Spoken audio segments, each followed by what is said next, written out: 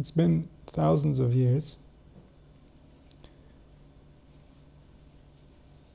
Humanity's been experimenting on itself.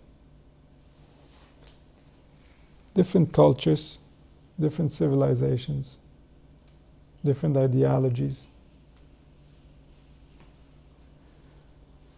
These things cannot be tested on rats or any other animal.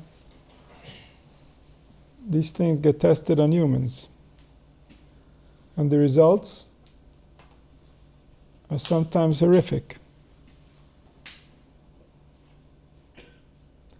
And yet there's no accountability, because the results usually become clear tens, hundreds, or thousands of years after those who have committed the crimes have long left the planet.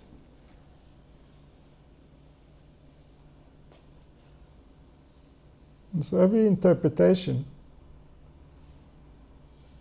of what it means to be a human being has extreme consequences. Human being is a very sensitive piece of equipment. Every detail makes a huge difference. We can say the same words to a child, and based on how we say it, based on how we sing the words, it can have a million different effects. It can touch all kinds of places within the nervous system. It can create an entire trajectory of a life or destroy one. All based on how we sing the words, the nuances, the power we give to the voice, when the voice gets excited, and the relationship that was there previously with the person saying the words, and all the other words the person said before saying those words. Everything is going into the calculation. So a human being is extremely sensitive to manipulation, to any form of interference. As much as it is intelligent, exactly to that extent, it's open for manipulation. It's available to be adjusted. The more intelligence, the more availability for adjustment, the more specific, the more nuanced the reaction of the nerves.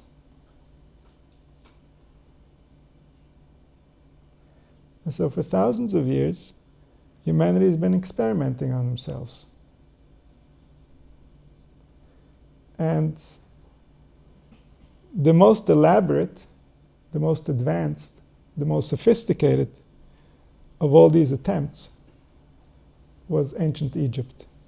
Ancient Egypt was the most successful at creating rituals, creating behaviors, creating organizations between humans. And by doing that, programming their behavior, programming how they're going to feel and what they're going to believe and how they're going to behave.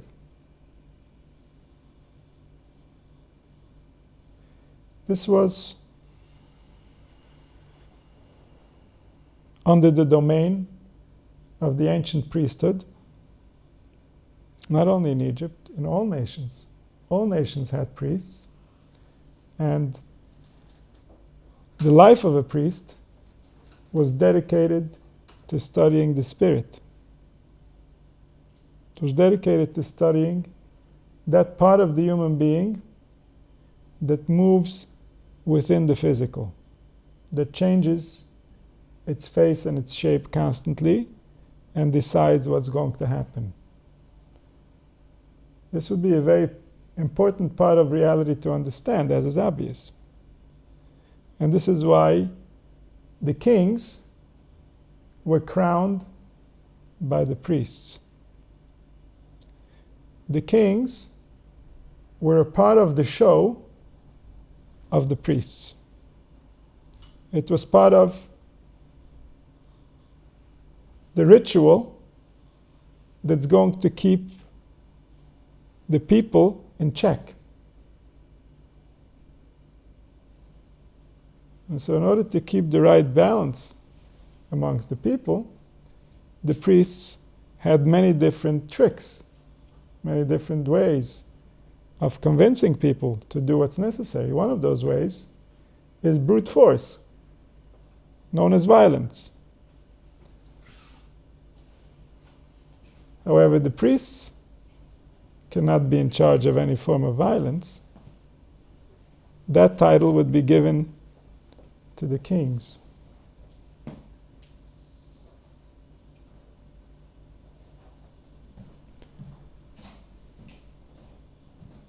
And this is similar in our own tradition, where it was the prophets who would crown the kings. The prophet representing the ancient priesthood. The prophet was the one who succeeded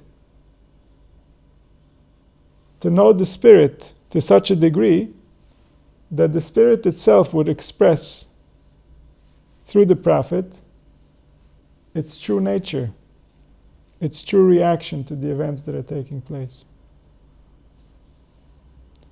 And so the prophet, in essence, in training, is the most advanced level of priesthood.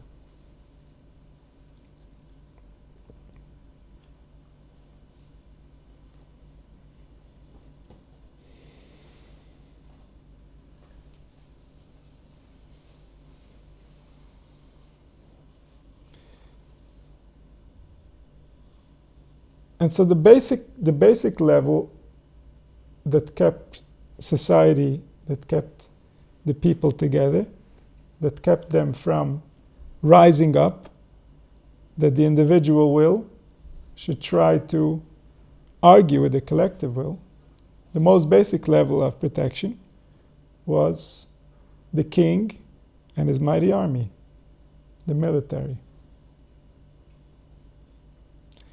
The next level, which deals with the emotional level, was the power of the community, the power of authority to make others feel ashamed or inadequate, to make others feel like there's something wrong with them. This is already a deeper level of manipulation. This is not physical force. This is not obvious. And yet, it's more powerful than physical force.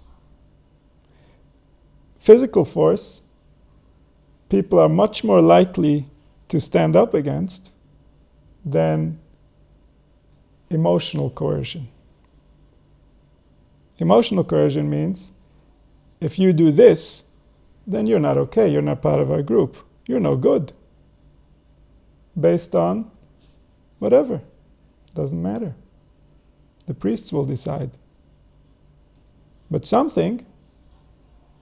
there's something that you might do, and if you do that, you have no place amongst us. We don't like you and we don't want you.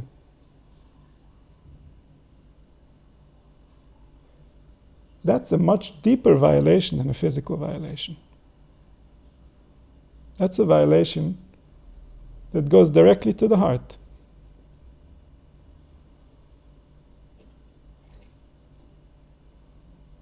And so that's the second level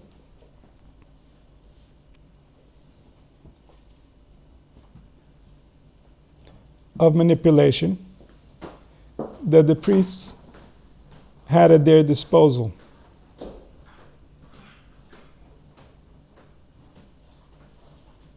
The third level of manipulation,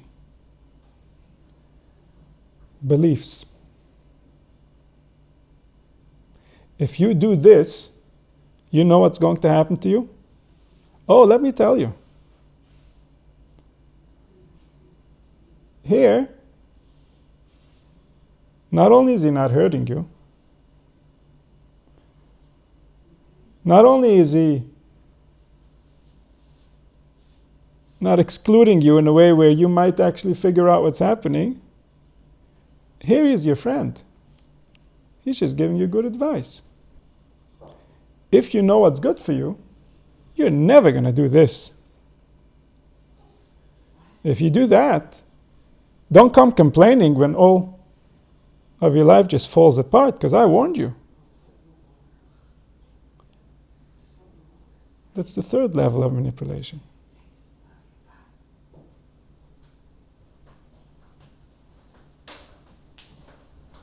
On that level, the priest comes away looking like he is the defender of humanity. He is here only to help.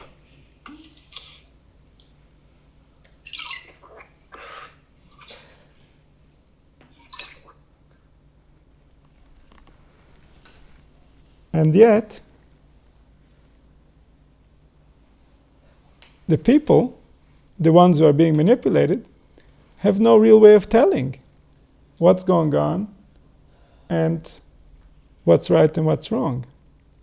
Especially once we start dealing with spiritual beliefs. Beliefs about what's going to happen after we leave our bodies. Belief about our relationship with the Creator. There's nothing that anybody can do in order to prove in an accurate way what took place or what didn't take place, what's happening and what's not happening. And so there the priests have an open playing field. Anything is fair game. And finally, the fourth level of manipulation is a manipulation that's completely invisible. It's a manipulation that happens whenever two human beings interact. Whenever we see another human being, whenever we think of another human being, it's a manipulation that's happening energetically. Simply because I exist and I feel a certain way about life, I represent that to all the world. I make it real. I am it, and it is me. And so simply by being that, I'm also manipulating the world to be that. As much as I have influence, my manipulation will work. If I have no influence, it's just me. And yet, I'm still representing that to all the world, to all of reality. Every angel knows. And so with these four levels, the Egyptian priests were able to custom design human experiences because they knew how these levels interact with the organs. They knew how to gain reactions from every nerve. And so they knew exactly what they can make you believe and how it's going to make you feel. This is the most obvious thing that a human being should be studying. If we were the first humans on the planet, we would realize that very quickly. If I'm a human being, and I'm in a physical body, and I want to know anything, it's how does it work? What can it do? What shouldn't I do? That's the most obvious place where any science would start. Here we are thousands of years later, and thank God, science is starting to look there. Took a while. Until then, we were just machines. No evil spirits, no angels. Everything was just stories made up by primitive people. Now suddenly, ooh, maybe this machine can feel. Maybe it's important how it feels. Maybe it affects how it thinks. Maybe how it thinks affects how it acts. Maybe how it acts is really the only thing we should be caring about because that's our life.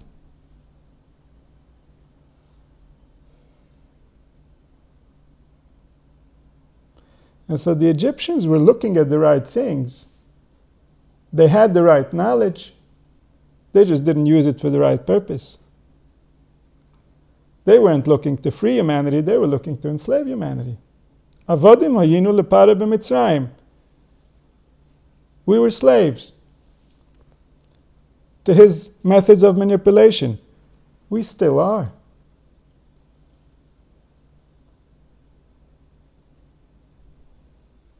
What he did orderly, what he did in a way that was trying to create a civilization that was prouder than most that came after it, a civilization that had plenty to be proud about. Today, those methods are still being used, but it's chaos. The methods have a mind of their own. Nobody is directing them. People today still feel intimidated by others, physically or otherwise. All forms of abuse. And yet, there's no priesthood that's keeping some form of order. There's no order. People today still feel that if they do this or that, they're going to feel like they have no place, like they have no community, like they have no family. But it's not based on any form of wisdom. It's just chaos. It's just random. It's just whatever. It's just stupidity. People still believe things about what's going to happen to them after they die. People still believe many things about their relationship to the Creator. But there's no priesthood keeping anything in order. It's just absolute chaos, meaningless, painful. And the energies that we represent, if we just look at the people on the street, if we just look at what's driving this world, fear and worry and stress, more tension and more tension, very little giving life, very little enhancing the will of the life force to be here. And so if Egypt was darkness, today is pure hell. Today is Egypt on steroids. Today is Egypt when there's no pharaoh that's trying actually to keep some form of order. Today is Egypt where each individual has his own pharaoh. The randomness is just coming in from all sides. There's no order. There's no reason. There's no wisdom that's holding it all together.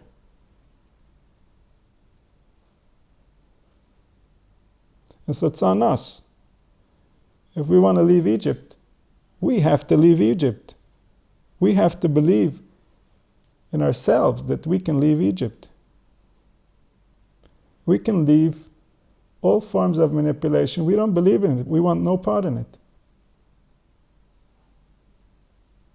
Because it's not real. It never was. It's not how it works. Nobody gets to choose who is here and who is not here and what needs to happen, what doesn't need to happen. This has been designed by something much bigger than us, much smarter than us. We haven't even started studying in order to even have an opinion. We need to study, we need to discover and realize. And in order to do that, we want to be very accepting. Otherwise, we're going to be outside. Reality is still going to stay where it is. When we judge, we're judging ourselves out of reality. And then we have no reality to go home to. We're just living in fiction. We're living in a magical reality that doesn't exist. We're back in Egypt. We're back in a story told by the priesthood in order to keep the people in line.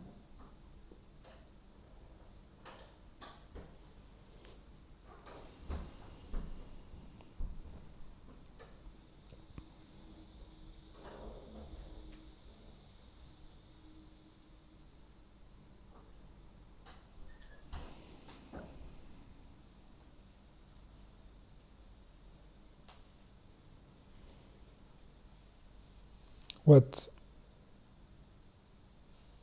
the priests were taking advantage of with us, our weakness, is that we want to feel in control. We're afraid of the unknown. And so we are willing to buy into stories that have no hands and have no feet, rather than having to put up with the unknown. We've lost trust of the unknown, even though the unknown is the one that created us. The unknown is the only reliable subject in this entire circumstance. It's the one that's keeping everything running smoothly, even though all the minds are trying to drive it to places where it would go out of balance. So the unknown is doing a very nice job at keeping things orderly. And yet, we don't trust the unknown. And so we rather trust the priest. Let the priest give me a half-baked story, but then I don't have to face the unknown. Let the priest tell me what's going to happen after I die, but then I don't have to face the unknown.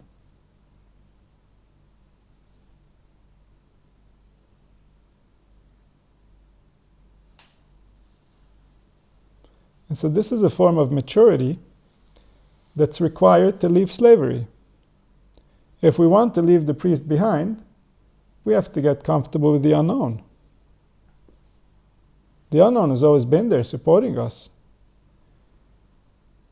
The unknown will be there for eternity. But can we trust him? If we can't, then we're back to slavery. And that's exactly what happened when Moshe Rabbeinu left. And what did Klal Yisrael want? Let's go back to Mitzrayim. Rather than facing the unknown, let's just go back to the priests. They'll give us a story. They'll tell us what's up. And then we can just go back to sleeping. We can be as numb as yesterday.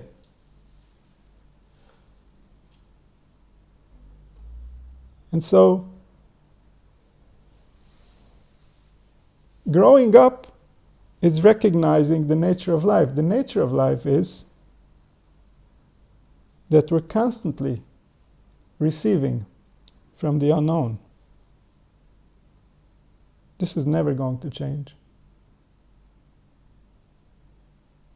As long as we're receiving, we have to be receiving from the unknown. There's no one else to receive from. Everything we know we've already received.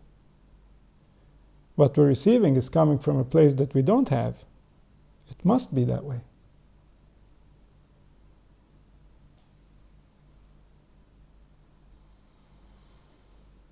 And so if we look down and ask for interpretations to make us comfortable, we're looking for a master.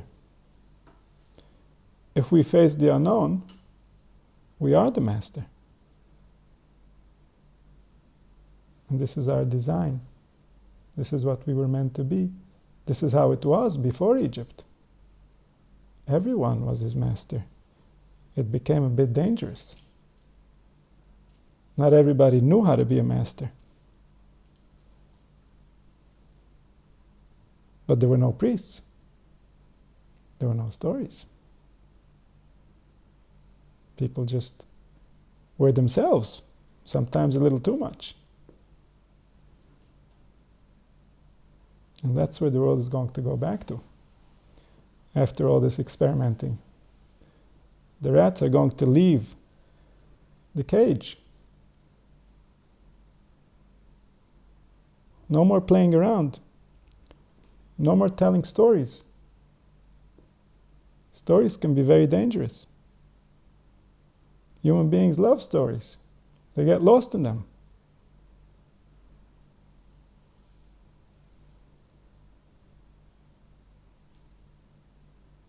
We're going to tell different stories. Stories that don't trap the mind. Stories that don't reduce the life force. They don't create tension. that don't create conflict or resistance.